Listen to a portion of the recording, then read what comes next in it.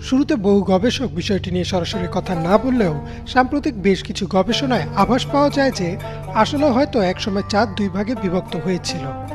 এবার কি তাহলে গবেষকরা মেনে নিবে ইসলামের সত্যতা?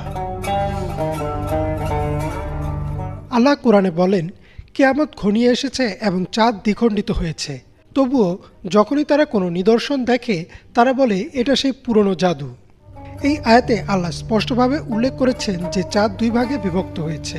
এছাড়াও হাদিসে বর্ণনাতে বলা হয় রাসূল সাল্লাল্লাহু আলাইহি সাল্লামের সময় চাঁদ দুই ভাগে বিভক্ত হয়েছিল, যার একটি অংশ ছিল পাহাড়ের উপরে এবং অন্য অংশটি ছিল তার নিচে। রাসূল সাল্লাল্লাহু আলাইহি সাল্লাম আমাদের বলেন সাক্ষী হতে। বিভিন্ন সাহাবার বর্ণনা অনুযায়ী মক্কার মুশরিকরা রাসূল সাল্লাল্লাহু আলাইহি সাল্লামকে বলেন কোনো অলৌকিক নিদর্শন দেখাতে যদি তিনি আসলেও আল্লাহর রসূল হন। তখন মহানবী সাল্লাল্লাহু আলাইহি সাল্লাম আঙুল দিয়ে ইশারা করলে চাঁদ দুই ভাগে বিভক্ত হয়ে যায়।